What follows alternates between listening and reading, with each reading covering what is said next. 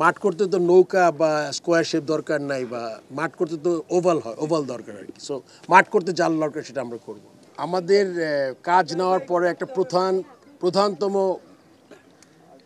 ইচ্ছা বা প্রায়োরিটি ছিল হলো গিয়ে যে মাঠগুলো ইমপ্রুভ করা, আর মাঠগুলা যদি ইমপ্রুভমেন্ট তার সাথে যদি কোনো নতুন মাঠ আমরা করতে পারি, ওই ব্যাপারে আমরা চিন্তা করছিলাম। তো যেহেতু এটা আমাদের নিজস্ব জায়গা এবং এটার একটা প্ল্যান ছিল, এখন আমরা মাঠে যত তাড়াতাড়ি এটাকে আমরা শেপ দিতে পারি, মাঠের শেপ, এটা আমাদের একটা প্রায়োরিটি। তার মানে আমাদের যে স্টেডিয়ামগুলো সংস্কার করার কথা ছিল, ওটার সাথে এটা একটা ইনক্লুড হবে।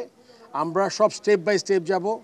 আমরা 2টা মাঠের এখানে প্রভিশন আছে, আপনি জানেন বড় একটা স্টেডিয়াম হওয়ার কথা ছিল।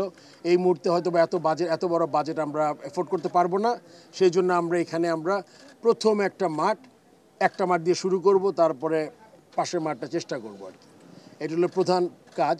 তবে এইটার কাজ আপনার শীঘ্রই দেখতে পারেন, মাঠের কাজ শুরু করব আমরা, যাতে এখন তো আমাদের খেলা, অনেক ধরনের খেলা আপনি জানেন যে এইজ গ্রুপ থেকে শুরু করে মহিলা ক্রিকেট ডিভিশন শুরু হচ্ছে। সো অনেক খেলা আছে, আমাদের মাঠ দরকার। এই মাঠের জন্য আমরা চিন্তা করছি। আমি এই মুহূর্তে বলতে পারছি না, আলোচনা হবে, বাট ইনিশিয়াল যে চিন্তা, আমরা মাঠটা তৈরি করতে পারি কিনা। সেক্ষেত্রে কি তখন এই মাঠের জন্য আপনার পরামর্শ প্রতিষ্ঠান যে পপুলাসের সঙ্গে যে চুক্তিটা করা হয়েছিল, সেই চুক্তিটা অনুযায়ী পপুলাসে কি থাকবে, নাকি আপনারা আবার পরামর্শ প্রতিষ্ঠান? আমাদের তো অলরেডি, আমি আগে এটা উল্লেখ করেছি যে আমাদের একটা কনসালটেন্সিতে আমাদের একটা টাকা ইনভেস্টমেন্ট হয়েছে।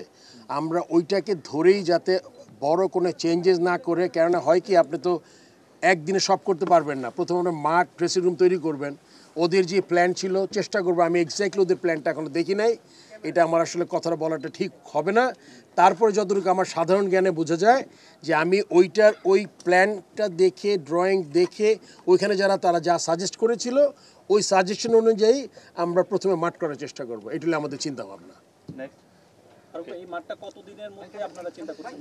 এইটা আমরা যত তাড়াতাড়ি সম্ভব করব। এটা আসলে আপনি জানেন, আমার একটা বোর্ড অফ ডিরেক্টরস আছে। আমার মাথায় যে চিন্তা, আমার সাথে নতুন একজন বোর্ড অফ ডিরেক্টর আসছেন, পুরনো যারা আছেন তারা বসে, মানে এটা একটা প্রায়োরিটি দিয়ে করবো। অ্যান্ড এক্স্যাক্টলি আপনাকে টাইম ফ্রেম বলতে পারবো না। যত তাড়াতাড়ি সম্ভব। আপনি জানেন যে এই মাঠে আমরা প্র্যাকটিস করেছি, খেলাও নাকি হয়েছে। এখন ঘাস আছে, মাঠের কিছু ডেভেলপমেন্ট আছে, একটু উঁচা করতে হবে, নাহলে পানি জমে যায়। মানে বেশ কিছু কাজ যেটা করতে হবে, যেটা হলো কি অনেক বড় আকারের না, কিন্তু আপনার যেটা না করলেই নয়, এরকম কাজ করতে হবে আমাদের। ঢাকা প্রিমিয়ার লিগ আসলে এখানে করানোর কোনো প্ল্যান আছে কিনা নেক্সট মৌসুমে? যদি ভালো এরকম ফ্যাসিলিটি যদি ভালো হয়, কেন না? আমরা চাই বেস্ট ফ্যাসিলিটিতে বেস্ট খেলাগুলো হোক। যেটা আপনার যদি গ্যালারি নাও থাকে, যদি মাঠ, উইকেট, ড্রেসিং রুম ফ্যাসিলিটি ভালো হয়, এখানে আমরা করতে পারি। এখনো দেখি নাই। আমি প্রথমে একটু আইডিয়া পেয়েছি যে 2টা গ্রাউন্ডের জায়গা আছে, প্র্যাকটিস ফ্যাসিলিটি জায়গা কোথায়, এগুলো জাস্ট একটু চোখে দেখেছি। এখন প্র্যাকটিক্যালি দেখলাম, এখন এসে আবার ড্রয়িংটা দেখে আমরা একটা আইডিয়া তৈরি করে দিই। মাঠ করতে তো নৌকা বা স্কোয়ার শেপ দরকার নাই, বা মাঠ করতে তো ওভাল হয়, ওভাল দরকার আর কি। সো মাঠ করতে জাল দরকার, সেটা আমরা করবো। এমনিতে আমরা যতটুকু জেনেছিলাম যে 2031-এ আইসিসির একটা ইভেন্ট, বিশ্বকাপের, ওখানকার ওই আয়োজনটার আগে আসলে এই মাঠটা হয়তো তৈরি হয়ে যাবে। এই ধরনের কোনো টার্গেট রেখে কি এখন আগানো হবে কিনা, বা আমরা পূর্ণাঙ্গ স্টেডিয়ামটা আসলে কবে নাগাদ দেখতে পাবো? ইটস টু ফার, এখনও 2031। প্লাস আপনি জানেন যে আমাদের মাঝখানে নেক্সট ইলেকশনের আগে বোর্ডের আর বোধহয় 1 বছর সময় আছে।